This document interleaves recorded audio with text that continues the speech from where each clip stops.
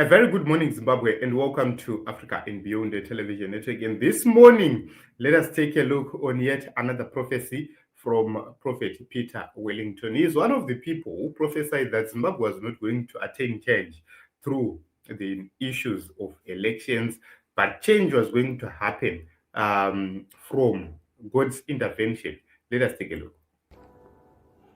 While there is castigation of hopelessness on the part of many souls and on the part of many believers and the church community, I'm here once again to speak to you the mind of the Lord pertaining to the current position of the political environment concerning the kingdom and the nation of Zimbabwe.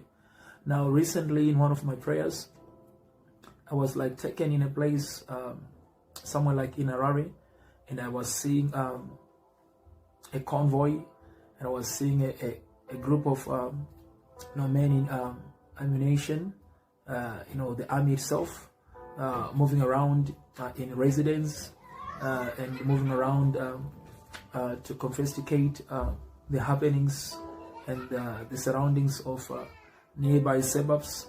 And I saw this was even a couple of group of young personnel, military personnel, which were actually, trying to move in the communities to try to find out what's happening on the ground with the intention to get ready in case anything begin to blow up within communities.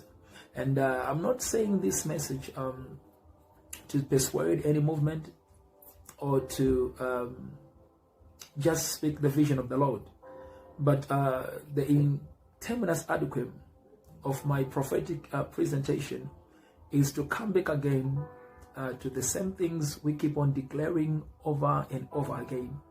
And today I'm actually having a banner of the book of 2 Corinthians 5, verse number 7, where Paul was writing to the Corinth church, and he said, we do not walk by sight, but we walk by faith.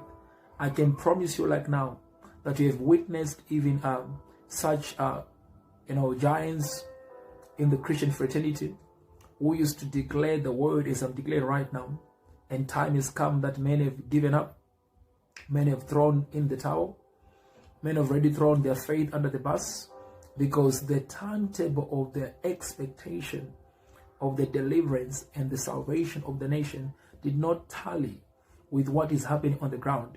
And you find that by the moment we actually get moved because of what we see with our eyes, then we're going to lose focus to the blessing and the time that is ahead for the kingdom and the nation of Zimbabwe.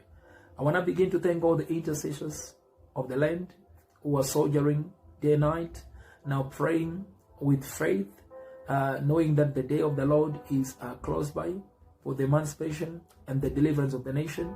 And I want to spread this again to you that what the Lord has already spoken concerning the nation has not been altered. It cannot be altered. It will never be altered. It still stands. But it's a time now for us to begin to declare our faith. I think it's the book of Hebrews 10, somewhere around verse number 23, where it says, hold on fast to the profession of your faith, knowing that who he has promised you is faithful. It is that time of the year where we need now believers to hold on to the profession, to hold on to the confession of their faith, not trusting what they see with their eyes, but believing in the one who has promised us, because the Bible declares he is faithful and he shall remain faithful. Now, when I saw these soldiers moving in the community, now the message is for you who are citizens not to involve yourself or engage yourself in activities that will make you lose your life. Because I can tell you, in the spiritual home, things are tense. I was taken in that spiritual home. I could feel the tension. I could feel how the environment was tensing because of the presence of these military personnel within the community. Meaning to say that physically on the ground, the nation is going to lose if you try to use your physical efforts, if you try to use your carnality in order to change the circumstance which is on the ground. But the only side, like we had, this is the time where politicians, businessmen, citizens, they are all supposed to run unto God and ask the Lord Almighty to intervene, to ask the Lord for mercy, to ask the Lord for compassion. There is a scripture I'm going to read also today. The Lord is just speaking in the book of Psalms 43. And this is a scripture of judgment. And the Bible says in verse number 1, "Judge me, O God, plead my cause against an ungodly nation. Oh, deliver me from the deceitful and unjust men." You find that the psalmist here is declaring the judgments of the living God. He is seeing an ungodly nation. He is seeing an unjust man. And the only thing that he did was not to fight them carnally. He went on to plead the Lord Almighty that he may bring judgments over the kingdom and the nation of Zimbabwe. I can promise you with veracity and certainty, these are the times for us to plead our case before the Lord Almighty. And God of might has been answering. He's going to answer us. He has answered us already. Before you know it, like I promised you, our Zimbabwe shall be better and shall be great again. So hold on to your faith. May the Lord of might bless the inhabitants of the kingdom of Zimbabwe.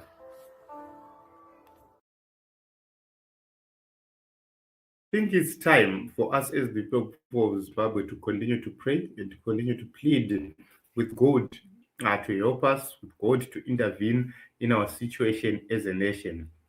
We cannot continue to outsource our struggle to mere politicians. We need to stand strong and stand tall in prayer and make sure that God delivers a better Zimbabwe for everyone. Because the corrupt minds, the people which we have, we cannot trust them. We cannot put our faith in them. It's only God who can be trusted. It's only God who can fight for us and stand in our place during the most difficult times. So, a very important message from Prophet Peter Wellington. Remember, I told you that before the 2023 elections, he stood up tall and he told the whole nation that the elections were not going to give us what we were seeking or what we were looking for, but they were going to lay a foundation of change. So